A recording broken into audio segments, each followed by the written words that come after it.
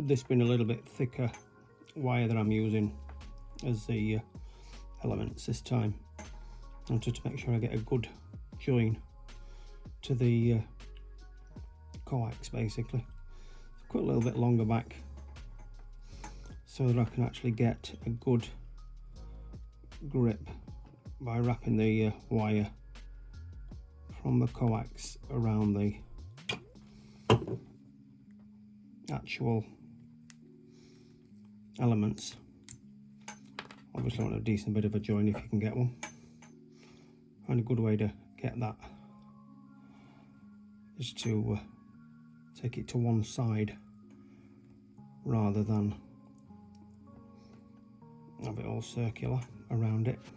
Take it on side and you get a bit of a twist on then. Don't twist it too much to start with. It's going to wrap that around the main cable shortly. And again the same with this, but make sure you give yourself a little bit of leeway. Don't get it so that they're touching at all. Don't want to short it out. We've not got a lot of power here anyway, so you don't want no little hairs of the braid touching the center core. Obviously that's the same for every antenna that you're working with. You know, you don't want the braid and the center core to actually meet at all if you can help it. If you do, you're going to end up with a short, so it's not going to work in that way that you want it to work.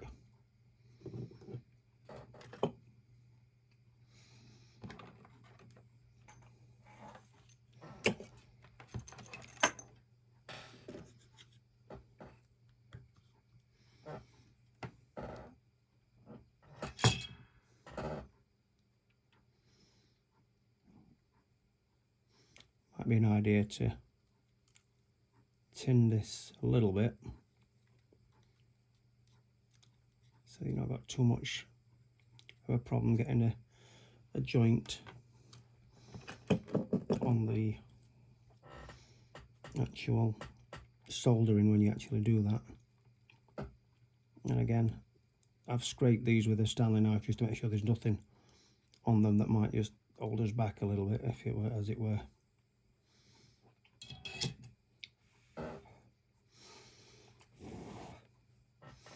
Be a bit careful when you do it, don't burn your fingers if you're not used to doing this kind of thing.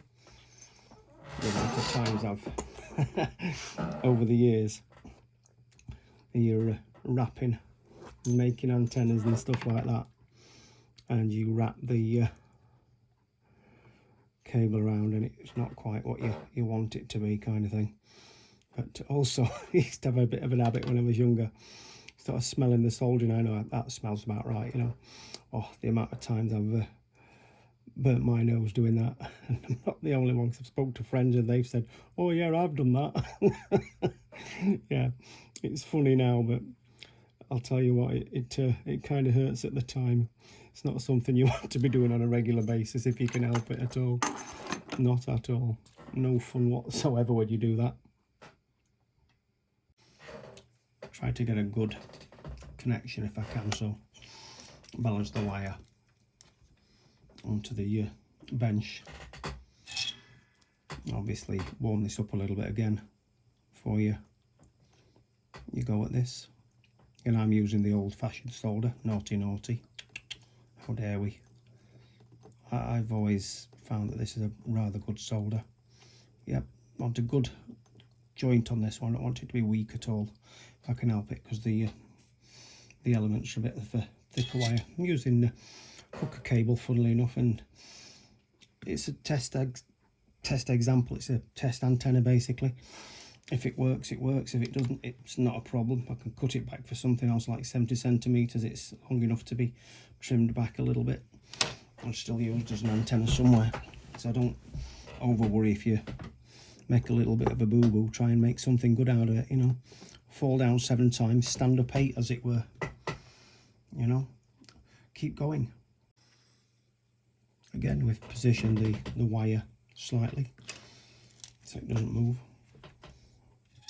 All these little things down here, helping hands, all the Used to have a magnifying glass on them, and over the years they've got taken off for one job, and I've now got another one of those with a glass on that I use sometimes, and another time it'll be used for another job. More than one way of using these things. Do make sure you get a good connection. If you've not made an antenna before, a lot of pleasure to be had in building something. Take a little bit of time and getting that contact when you're on a hill somewhere or from home, and you think, well, I made this. I remember the first antenna I made years ago. It's just something like kind of magical. I know it sounds stupid really when you think about magic, but it does. It's just fun. The fact that you've got a couple of bits of wire and a radio, and we understand that, yeah, the electrical energy sort of goes down the wire and one thing and another and does its job, does its magic. As I sometimes describe it to new people as magic and fairy dust, because you can't really see it. All you can do is experience it and see it results on the signal meter, or on their signal meter if you like, when they're telling you what you're actually doing and giving them on the signal. So that should be solid enough now. I want a little bit of give on it. I don't want it to be too solid, because obviously I'm going to be taping this up in place, and don't be worried about it not being, well, perfectly cylindrical and perfect. If you look at some of the antennas that have been used in the field over the years, and you've had broken elements or bent elements have been shoved back together and fixed, it's a heck of a lot of things that can be done with a donkey bent antenna kind of thing, wonky donkey bent antenna. But most of us have used antennas that we wish were better, but I think getting a bit of fun out of making your own, you can't beat that. What I'm using here is a little bit of self-amalgamating tape, and it's pretty decent stuff for waterproofing your radio antennas, but it also gives a little bit of rigidity as it sort of sticks to itself. Self-amalgamating obviously sticks together, and I'm just going to use a little short piece to start with. I'm going to wrap that around the end of the antenna. It will snap off. Better cut, but it does get a good grip when you get a bit of a pull on it. So I'm going to do here, just pop a bit onto the element, and so it touches onto the other side. And I'm going to bring it back over relatively tight. Give it a bit of a pull. Rest it down when you do this, obviously, if you're using this kind of stuff. Get a good connection on it.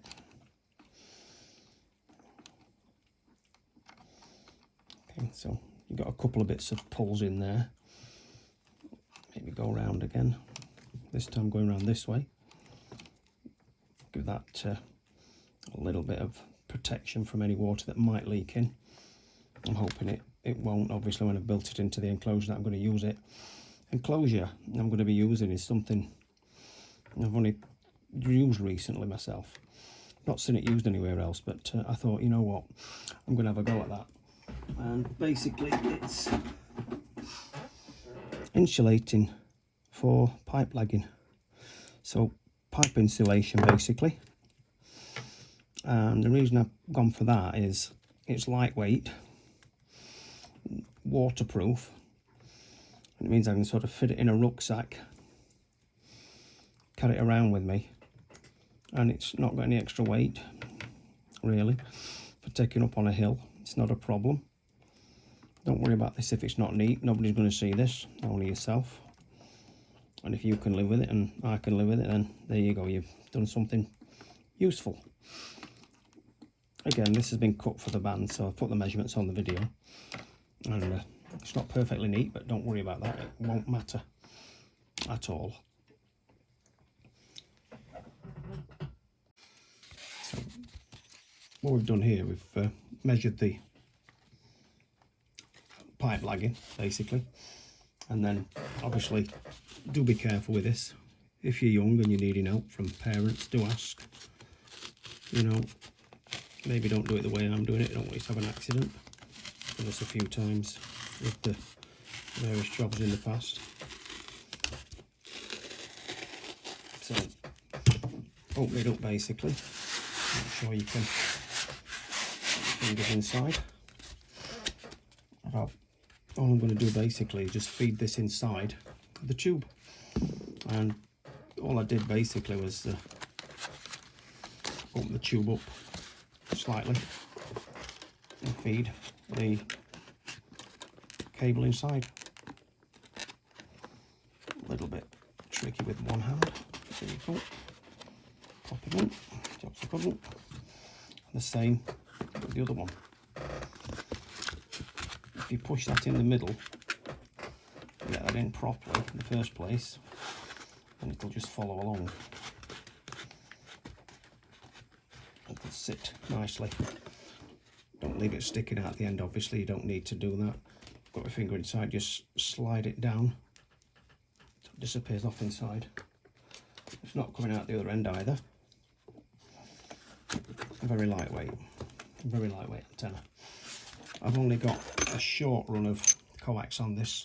This is about the length of my forearm. I'm not intending leaving the sort of node too far away from it. They're quite, well, very, very low power, as we all know, 100 milliwatts. And all I'm going to do here is just tape up the centre to hold that in place so it don't move.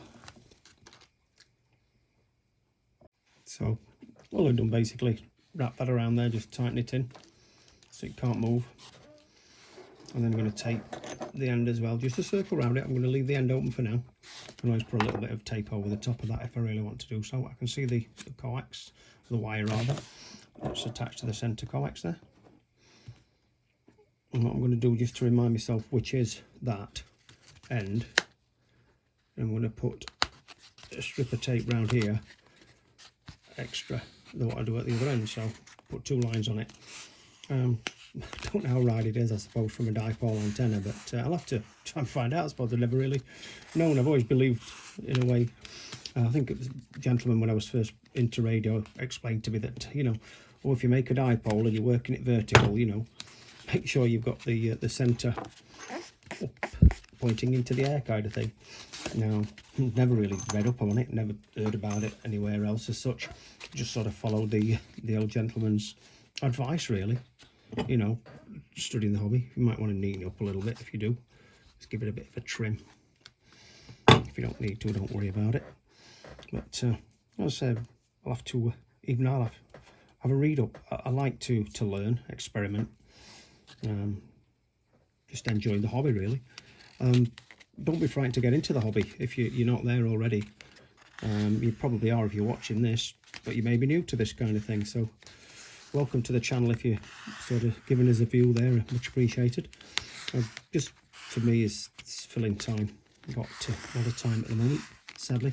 Trying to make the best of it, not giving in. As I said, just keep moving forward, one step at a time. Keep learning, keep studying, and if you can, share a bit of this stuff with people, you know, interest people in the hobby. And again, let's put the second one round here so that I remember that is the one that's going to the centre of the coax. If anybody does know and wants to correct me, because I'm happy to learn, does it really matter if the centre of the dipole is up in the air, almost like a vertical? You know, let me know. I'm interested. I'll probably go and look it up on YouTube as well, or somewhere else. Yes, way to do things, I suppose. Right, so as I say, what we've got here then is a very sort of short cable and an antenna that is roughly, you know, 2 foot long, if that, just over.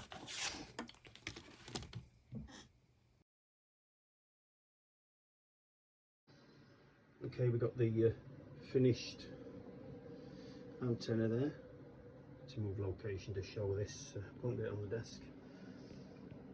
All the soldering equipment and everything on. So there you go. It's full wave basically, and cut to 869525. That's what that is. This is the first sort of encased node I put together, and obviously put a Paradar antenna on that. This is the one I take out with me. I just rename it for the top of the hill, HT80HT, as in hilltop. So that's what we use when we're on the hilltops. What I did with this as well I put another battery holder on the inside of the lid, so that when it's actually fastened down, you've actually got a spare battery there with you if you should need one, or should require one for a job that you decide you're going to be doing up on a hilltop somewhere, doing some testing and what have you. But rather than having the batteries rattling about loose, I figured that pop in there in a spare battery holder, and you've got one ready to go. Just remember to take your screwdrivers with you. Oh dear, that was one of the first things I learned. Remember to take your screwdrivers. But this is part of a learning curve, is this radio hobby, and you're going to make mistakes, you're going to make boo-boos and cock-ups. Live with them, own them, and get better, improve. Enjoy what you're doing and enjoy your radio. Here's another build. This is the original box I started with, and obviously got the SMA antenna in the top of that, and I've used half a power bank case underneath the node itself and the battery holder there to lift them up to the right height for the hole that's in the side of the box, so I can plug a charger in there. Obviously the little memory card holders, they were surplus to requirements, and I needed something to pack that so it wouldn't move the small base unit there. And the one at the front that's near the front of the board is to hold the board in place, and it sort of locks down between the front hole, that SD card holder, and the other little bit at the back there that's propped up against the battery holder so it doesn't move around. This will be the G3RCW Romeo Charlie Whiskey on the node name once it's in situ.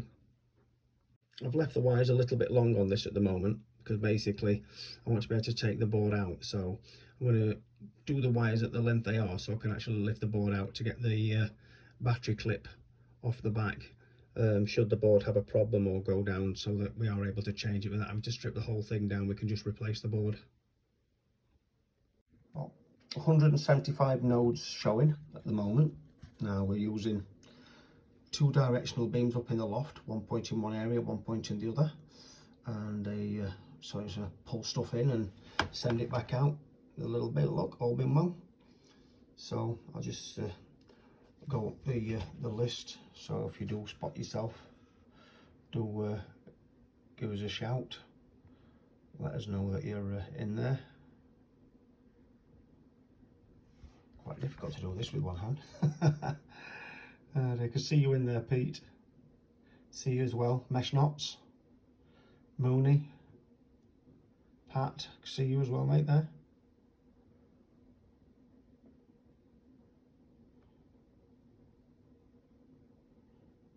Doing them nice and steady so you can actually hopefully read them. As I say, there's quite a number of nodes, and I keep getting hit with the new database that lifts the next one up to the top.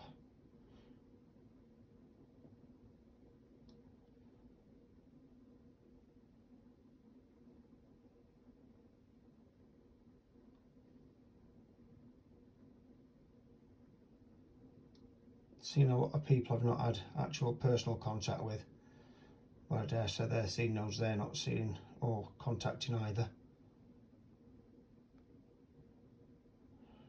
which will happen in this system, unfortunately.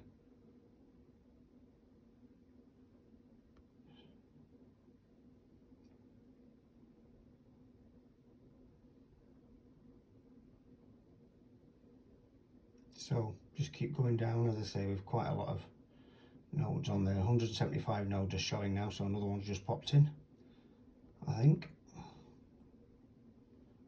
So we've got a heck of a list of nodes. Can't reach everybody, obviously. Some of the messages I see I don't get back, and sometimes they see messages from others that they can't get back to. Just makes it a little bit sort of interesting how you figure a way around that, how you utilize the nodes around you and set your system up so it's doing what it needs to be doing quite easily, rather than putting strain on the system. Again, there's a lot of nodes popped up over the last week or two.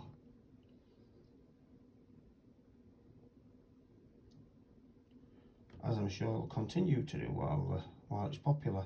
Hopefully it stays in the radio world and popular with radio users and other people from other crossover hobbies, if you like.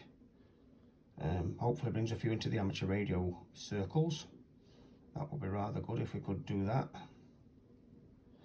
and interest other people in the hobby, as we lose a lot of the older stations now. The older they get, sadly, the nearer that is to happening. And without new blood, people actually talk on a radio, it'll be very, very quiet on those radios in the time to come. So there we go, 175 nodes showing there. I'll just stick the map on. And a quick look at the map. I'll zoom in a little bit on that so you can see your numbers. Obviously the middle bit's a little bit crowded. And there's us lot around here over at Sheffield and Workshop area. We do have a guy right down here that we're picking up, unless he's planted himself there intentionally. The same with this other station over here, 9160. Not certain if they're there or whether they planted the node there and said it's there on the map. And there you go, that's the node map. I hope you found some of this useful. Hopefully you will have, and thank you very much for watching.